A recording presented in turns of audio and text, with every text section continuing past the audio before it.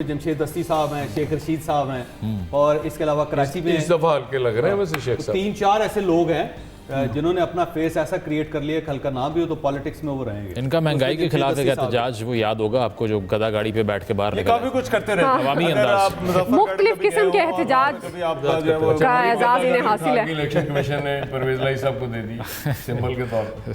लेकिन अभी जाहिर है पिछला इलेक्शन हो रहा था ना, पिछला इलेक्शन तो वहाँ पे कोई ना एक चाय खाना पे 25-30 लोग बैठे हुए थे। उन्होंने कहा जी हम इस तरह करते हैं कि हम अपने तमाम उम्मीदवारों को फोन करते हैं जो हमारे पास सर ये साहिवाल में तकरीबन आधा नतीजा आ गया आपके पास। जी हाँ जी, ये बड़ा नतीजा है, इसको कह सकते हैं बड़ा नतीजा। 224 पोलिंग स्टेशंस का ये नतीजा है। हसन नवाज खान साहब और इनके मुकाबले में चौधरी मोहम्मद तुफैल साहब और इंडिपेंडेंट है चौधरी तुफैल साहब और इस साइड नहीं 224 पोलिंग स्टेशंस का नतीजा आ गया है 442 में। और ये भी चौधरी, क्योंकि ये वो इंटरेस्टिंग ये है कि दोनों आजाद हैं, इंसाफ से और दोनों ही आजाद हैं। 8,000 का फर्क है। कोई कैद नहीं कर सका। दोनों आजाद है और दोनों पे देखें ब्लू बैलून जो है वो आ चुका है।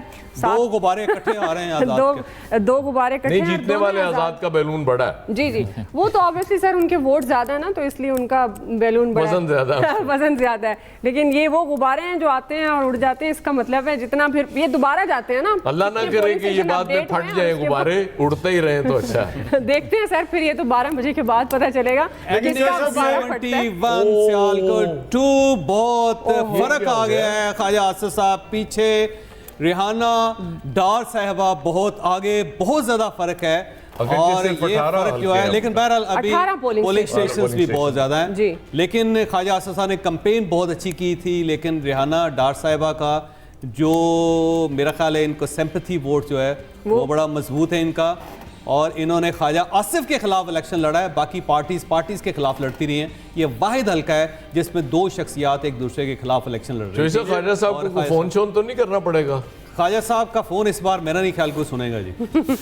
लेकिन ये जो हल्का सुनने वाले चले गए। ये हल्का जो है, इस हल्के के अंदर क्योंकि ये पिछले तकरीबन कोई 10 सालों से लाइमलाइट में है हल्का, और ये हर मरतबा यहाँ पर जो इलेक्शन होता है वो बड़ा कंटेंशियस इलेक्शन होता है। इवन 2013 का जो इलेक्शन था वहाँ पे लीड तो बड़ी थी, लेकिन फिर भी वो खान साहब की जो 4 विकेटों की वो बात करते थे और वो कहते थे डब्बे 4 हल्के खोलो। याद है वो जब वो धरने की एजेंडा जो था जिस पर वो लेकर अपना पूरा धरना आए थे, तो उनमें जो लेकिन कल जैसे वो हमारे ब्यूरो चीफ भी कह रहे थे कि यहाँ पर जरदारी साहब की सिर्फ जीत नहीं 30-30 हज़ार की लीड होगी, लगता यही है।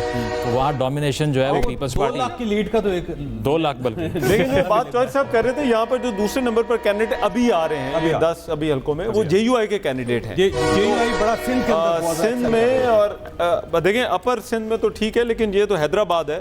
हैदराबाद में जो है वो JUI का अच्छे वोट लेना इम्पोर्टेंट है।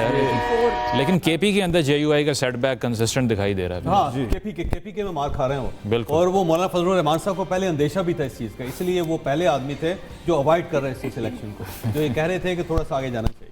वो मौसम खराबी का कह रहे थे, खास खराबी मौसम, दहशतगर्दी, और उस वक्त मौसम भी खराब नहीं था और दहशतगर्दी भी इतनी नहीं थी वहाँ। सर कितना फ़र्क होता है, ये आप सबसे वैसे पैनल से सवाल है, ये जो आप कैंपेन करते हैं, हम क्योंकि बारहा ये सवाल भी उठाते हैं कि किसकी कैंपेन कितनी मौसर है, किसने कितना अच्छा मंशूर दिया है, क्या आपको लगता है कि जो वोटिंग डे होता है, इलेक्शन डे, उस पर ये असरअंदाज होती हैं आपकी सारी नॉर्मल हालात में तो होती है, लेकिन ये हालात नॉर्मल नहीं है क्योंकि ये जो पिछले 16 महीने की गवर्नमेंट गुजरी है और उसके अंदर फिर 2 इलेक्शंस होने थे खैबर पख्तूनख्वा में, पंजाब में, वो नहीं हो सके, और फिर जो केयर टेकर गवर्नमेंट्स हैं उनका दुरानिया बहुत ज़्यादा बढ़ गया, फिर यहाँ पे पोलराइजेशन बहुत ज़्यादा थी, सुप्रीम कोर्ट ऑफ पाकिस्तान के अंदर बहुत सारे मामला तय हुए, फिर सड़कों के ऊपर बहुत ज़्यादा इश्यूज़ हुए।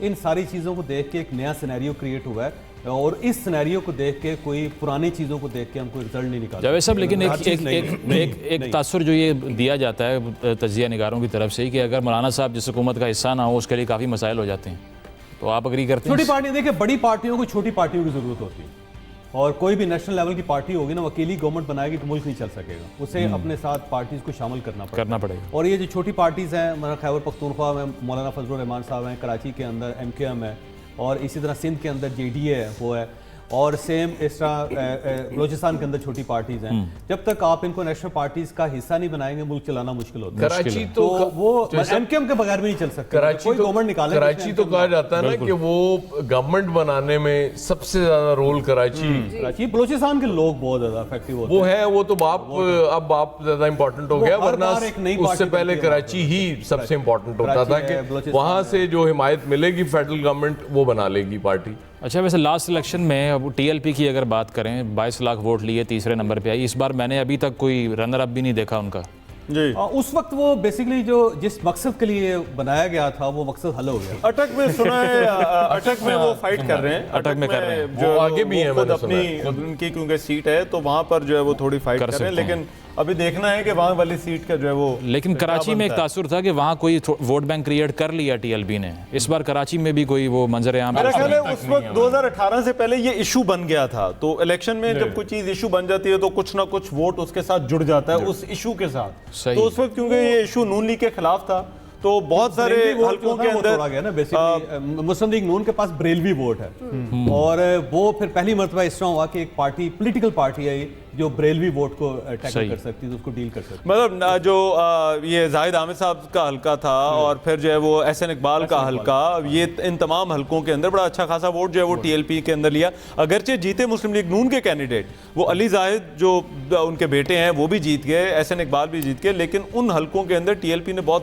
اچھا ووٹ جو ہے وہ حافظ آباد کے اندر بہت اچھا ووٹ لیا تھا. یہاں سے لیاقت بھٹی ان کے کینڈیڈیٹ تھے. آپ نے جو ووٹ کی بات کی, ایک ریلیجس ووٹ کی, نون لیگ کا اب آ کر منشور یا ان کی اگر بات بھی سنیں آپ, جو میاں صاحب نے 2013 میں کہا تھا کہ لبرل پاکستان چاہیے, اب وہ سینٹر رائٹ پہ ہیں, سینٹر لیفٹ پہ ہیں, سینٹر میں ہیں, کہاں پر ہیں؟ آپ کو کیا لگتا ہے؟ تینوں it's very hard to decide. ساری پارٹیز ہوتے ہیں ان کو 3 شیڈز ہوتے ہیں ان کے. ایک شیڈ سے جب ووٹر کے پاس جاتے ہیں نا تو اس وقت وہ جو چھوٹے سیکٹرز ہوتے ہیں, مذہبی کارڈ ہے اس کو استعمال کرتے ہیں, جو بزنس مین یا کسان کا کارڈ ہوتا ہے وہ استعمال کیا جاتا ہے, اسٹوڈنٹس کا کارڈ اس میں استعمال ہوتا ہے, خواتین کا کارڈ اس میں استعمال ہوتا ہے. وہ اس کے بعد ایک نیشنل لیول کی پالیٹکس ہوتی ہے. نیشنل لیول کی پالیٹکس سب کو ملا کے ساتھ ساتھ چلیں, اور قومی ترانہ میں بجائے نعت خوانی بھی ہونی چاہیے, اور بندے کو پتلون اور کوٹ بھی پہننا چاہیے. اور اس کے بعد ایک انٹرنیشنل پھر فیس ہوتا ہے ہر پارٹی کا, وہ یہ کہتے ہیں کہ لبرل ہونا چاہیے اور ہر چیز میں لبرٹی ہونی چاہیے. وہ آپ فرض کر لیں کہ یہاں پہ جماعت اسلامی کی بھی حکومت آ جائے گی یا پھر مولانا فضل الرحمان صاحب کی حکومت, انہیں بھی کرنا پڑے گا. انٹرنیشنل جا کے وہ ایک لبرل فیس دیں گے, کیونکہ وہاں پہ وہ صرف لبرل فیس ہی چل سکے گا. تو یہ ہر پارٹی جو ہے 3 فیس ساتھ لے کے چلتی ہے.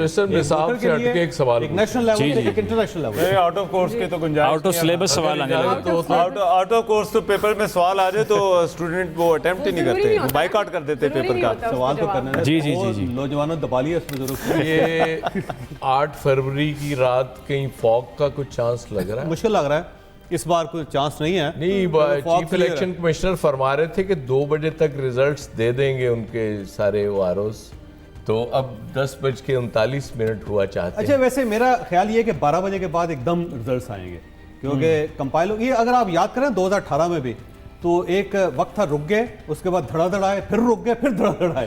تو میرا خیال ہے 12 بجے تک ایک دم اچھا اب ایک دفعہ دوبارہ رکنے کا چانس ہے. 12 بجے کے قریب نا ایک دم یلغار ہوگی. ہماری ٹرین انشاءاللہ چلتی رہے گی. ٹرین آئی نہیں ویسے, کافی ٹائم ہو گئے. ٹرین رزلٹ آئیں گے تو ٹرین آئے گی.